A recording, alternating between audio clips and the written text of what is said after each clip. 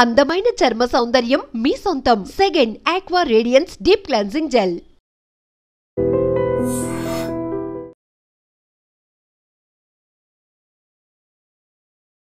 ఉగ్ర దాడులకు కుట్ర కేసుకు సంబంధించి ఇప్పటికే ఎన్ఐఏ కీలకమైనటువంటి అంశాలను రాబడుతోంది. విజయనగరంకు చెందినటువంటి సిరాజ్ ఉర్ రెహమాన్ తో పాటు అతడిచ్చినటువంటి కీలకమైన ఆధారాలను బేస్ చేసుకొని తెలంగాణకు చెందినటువంటి సమీర్ను కూడా అధికారులు అదుపులోనికి తీసుకున్నారు. తర్వాత కోర్టుకు తరలించారు. ఇప్పుడు కోర్టు నుంచి 5 రోజుల పాటు కస్టడీని కోరారు అధికారులు. ఎన్ఐఏ పెద్ద ఎత్తున నిఘా పెట్టింది. ఈ నేపథ్యంలోనే ఏపీ తెలంగాణ కౌంటర్ ఇంటెలిజెన్స్ అధికారులు జాయింట్గా నిర్వహించినటువంటి ఆపరేషన్లో వీరిద్దరిని మొదట అదుపులోనికి తీసుకున్నారు. ఆ తర్వాత వీరి నుంచి కీలకమైనటువంటి ఆధారాలను కూడా రాబడుతున్నారు. ఇప్పటికే పేలుళ్లకు సంబంధించినటువంటి ఏవైతే మెటీరియల్ కొనుగోలు చేసినటువంటి అంశం దగ్గర నుంచి మొదలు వీరు ఎక్కడ రిహార్సల్ చేయాలనుకున్నారు, మన దేశంలో ముఖ్యంగా హైదరాబాద్ సిటీలో ఎక్కడ కీలకమైనటువంటి ప్రాంతాలు ఈ పేలుళ్ళు చేసేందుకు ఎంచుకున్నారు అనే అంశాలు కూడా ఈ రిమాండ్ రిపోర్ట్లోనైతే పొందుపరచడం కూడా జరిగింది. అయితే ఇప్పటికే ఇద్దరిని కూడా కస్టడీ కోరినటువంటి అధికారులు విశాఖ సెంట్రల్ జైలు నుంచి విజయనగరం 2 టౌన్ స్టేషన్కి వారిద్దరిని కూడా తరలించారు, సిరాజ్ అండ్ సమీర్ని.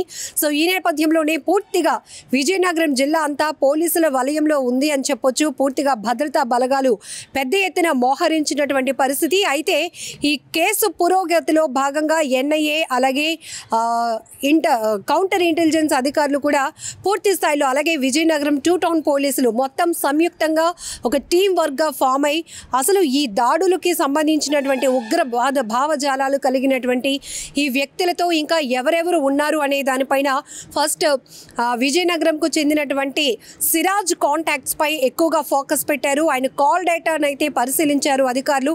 ఇప్పటికే ఆయనతో క్లోజ్ అసోసియేషన్లో ఉన్నటువంటి వాళ్ళను కూడా ఆరా తీసే ప్రయత్నం చేస్తూ ఉన్నారు. మరొక వైపు పెద్ద ఎత్తున సిరాజ్ ఇంట్లో పేలుడు పదార్థాలు లభ్యం కావడంతో ఒక రకంగా ప్రతి ఒక్కరూ భయాందోళనకు గురైనటువంటి పరిస్థితులు కూడా నెలకొన్నాయి. ఆ తర్వాత సిరాజ్ బ్యాంక్ అకౌంట్కు సంబంధించిన లావాదేవీలపై కూడా అధికారులు అయితే ఫోకస్ పెట్టారు.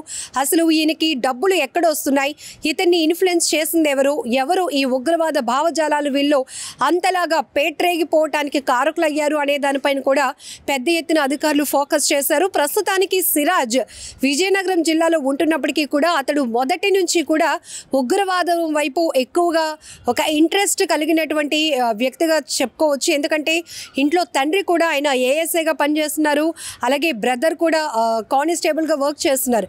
సో ఇక్కడ డిపార్ట్మెంట్ వైపు తండ్రి అన్న పనిచేస్తున్న సిరాజ్ మాత్రం మొదటి నుంచి కూడా ఈ ఎక్కువగా టెర్రరిస్ట్కి సంబంధించినటువంటి అంశాలు తెలుసుకోవడం కావచ్చు, వీటికి ఎక్కువగా ప్రేరేపితం అవ్వటం, ఇవన్నీ కోణాలు కూడా బయటకు వస్తున్నాయి, ఒక్కొక్కటిగా వెలుగు చూస్తున్నటువంటి అంశాలుగా చెప్పొచ్చు. మరొక వైపు 2015లో విజయనగరం డిసిసి బ్యాంక్లో సిరాజ్ అకౌంట్ అయితే ఓపెన్ చేశాడు. అకౌంట్లో లక్షలాది రూపాయలు ఉన్నట్టు కూడా ఇప్పటికే పోలీసులు గుర్తించారు. అసలు 2015 నుంచి ఇప్పటి వరకు జరిగినటువంటి ట్రాన్సాక్షన్స్ పైన కూడా పెద్ద ఎత్తున ఫోకస్ చేశారు అధికారులు. సో అలాగే ఈ అకౌంట్ ఓపెన్ చేయడానికి 2 సార్లు వాళ్ళ నాన్న కూడా ప్రయత్నించారు.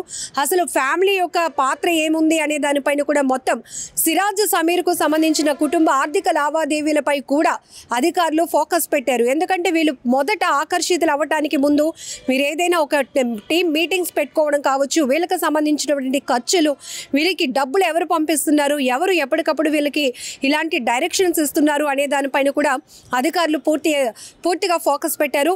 సో అందుకే 5 రోజులు కస్టడీకి కోరారు కాబట్టి అధికారులు దీనిపైన కూడా ఒక క్లారిటీ, ఇంకా మరి కాస్త క్లారిటీ వచ్చే అవకాశం ఉంది. వీళ్ళు ఇప్పటికే 6 టీమ్గా ఫామ్ అయ్యి హైదరాబాద్ కేంద్రంగా మీటింగులు కూడా పెట్టుకున్నారు.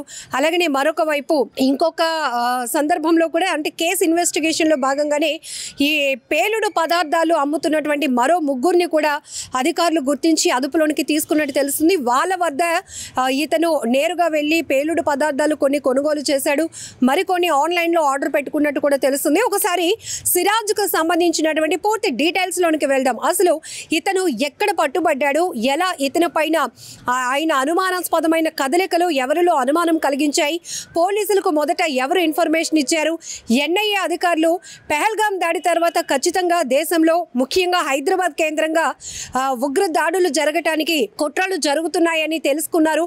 ఈ నేపథ్యంలోనే తీగలాగితే డొంక కదిలినట్టుగా పూర్తిగా ఫస్ట్ ఇక్కడ విజయనగరం నుంచి మొదలు అక్కడ తెలంగాణలో సమీర్ను అరెస్ట్ చేయటం, ఆ తర్వాత మరికొంతమంది టీమ్గా ఫామ్ అయ్యి వీళ్ళు ఎక్కడ మీటింగ్లు పెట్టుకున్నారు, వీళ్ళు ఇన్స్టా గ్రూపులు క్రియేట్ చేసుకొని వాళ్ళు డిస్కస్ చేస్తున్నటువంటి అంశాలేంటి, సౌదీ అరేబియా నుంచి వీళ్ళకి ఎలాంటి డైరెక్షన్స్ వస్తున్నాయి, ఫస్ట్ రిహార్సల్స్ చేయాలి, రిహార్సల్స్ సక్సెస్ అయిన తర్వాత కొన్ని సెలెక్టెడ్ ప్లేసెస్లో ఈ బాంబ్ బ్లాస్ట్లు చేసేందుకు వీళ్ళు కుట్ర పన్నటం, ఇవన్నీ కూడా పూర్తిగా వెలుగులోనికి వచ్చినటువంటి అంశాలు. ఒక్కసారి డీటెయిల్స్లోనికి వెళ్దాం.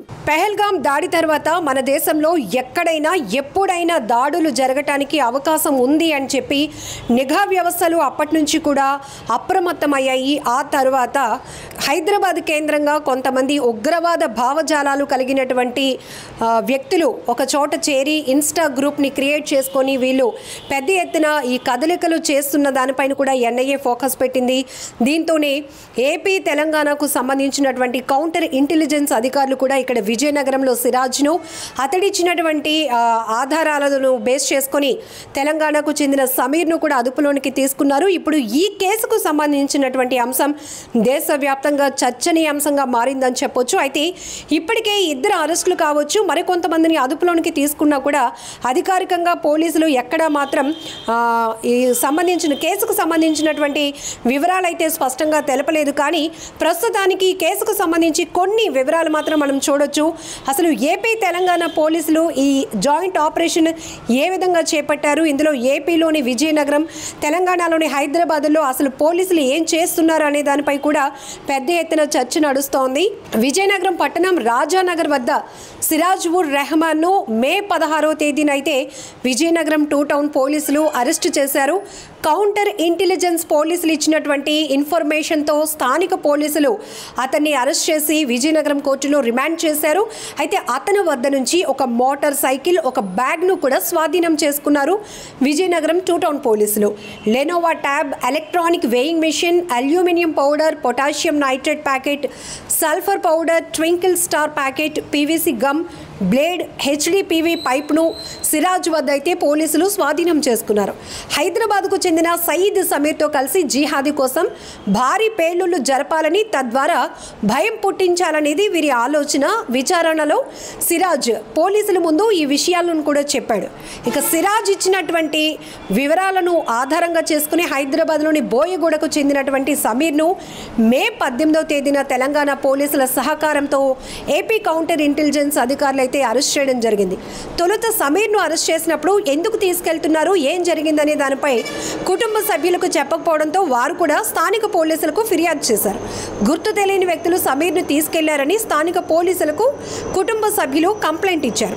తీవ్రవాద కార్యకలాపాలకు పాల్పడుతున్నారనే ఆరోపణలపై అతన్ని అరెస్టు చేసినట్లు పోలీసులు వారికి సమాచారం ఇచ్చారు. ఈ ఆపరేషన్లో ఏపీ పోలీసులు భాగస్వామ్యమయ్యారు. వారు వచ్చి సమీర్ను అదుపులోనికి తీసుకొని వెళ్లారు. అయితే ఈ కేసును వారే పరిశోధిస్తున్నారు అని హైదరాబాద్కు చెందినటువంటి పోలీసు ఆఫీసర్ కూడా చెప్పడం జరుగుతోంది. ఇరువురిని విజయనగరం జిల్లా కోర్టులో పోలీసులు రిమాండ్ చేశారు. కోర్టు వారికి ఈ నెల 30వ తేదీ వరకు కూడా రిమాండ్ విధించింది. అయితే కోర్టులో విజయనగరం 2 టౌన్ పోలీసులు రిమాండ్ పిటిషన్ వేయడం కూడా జరిగింది.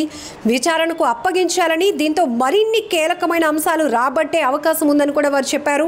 ప్రస్తుతం అయితే ఈ వ్యవహారంపై దర్యాప్తు చేసేందుకు జాతీయ దర్యాప్తు సంస్థ ఎన్ఐఏ అయితే రంగంలోనికి దిగింది. ఏపీ కౌంటర్ ఇంటెలిజెన్స్ పోలీసులు, ఎన్ఐఏ అధికారులు విజయనగరంలోని 2 టౌన్ పోలీస్ స్టేషన్ కూడా రావడం జరిగింది. స్టేషన్ వద్ద అయితే మాత్రం చాలా పోలీసు భద్రతా బలగాలు తీవ్రంగా మోహరించాయని చెప్పొచ్చు. సో ఒక్కసారిగా విద్యల నగరంగా చెప్పబడే విజయనగరం ఉలిక్కి పడిందని చెప్పొచ్చు. ఇలాంటి విజయనగరం ప్రాంతంలో ఎక్కువగా విద్యావంతులు కావచ్చు, కళాకారులు ఉంటారు. అలాంటి ఒక జిల్లా ఇప్పుడు ఉగ్ర దాడులకు సంబంధించినటువంటి కుట్ర పన్నుతున్నారు.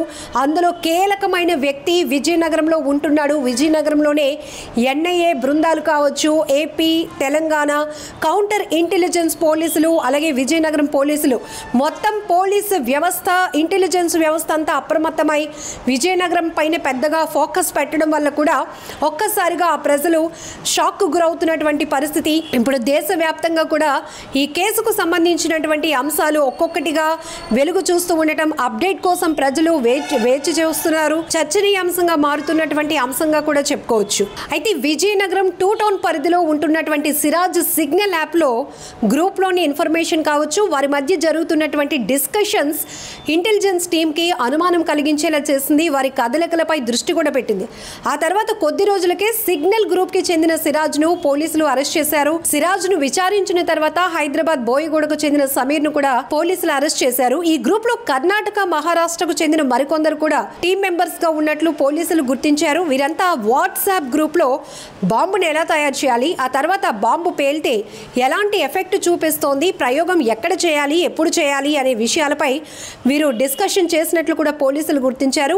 సిరాజ్, సమీర్ ఫోన్లను కూడా స్వాధీనం చేసుకుని మరింతగా సమాచారాన్ని అయితే రాబడుతున్నారు. అయితే ఈ ఉగ్ర దాడుల కేసుకు సంబంధించినటువంటి కేసులో A1 గా ఉన్న సిరాజ్ తండ్రి పోలీస్ శాఖలో పనిచేస్తున్నారు. అలాగే సిరాజ్ గతంలో పోలీస్ గ్రూప్ 2 ఉద్యోగాల కోసం ప్రయత్నించినట్లు కూడా తెలిసింది. బీటెక్ పూర్తయ్యాక కొంతకాలం పాటు హైదరాబాద్లో ఉంటూ ఎస్ఐ ఉద్యోగం కోసం కూడా ట్రైనింగ్ చేశాడు.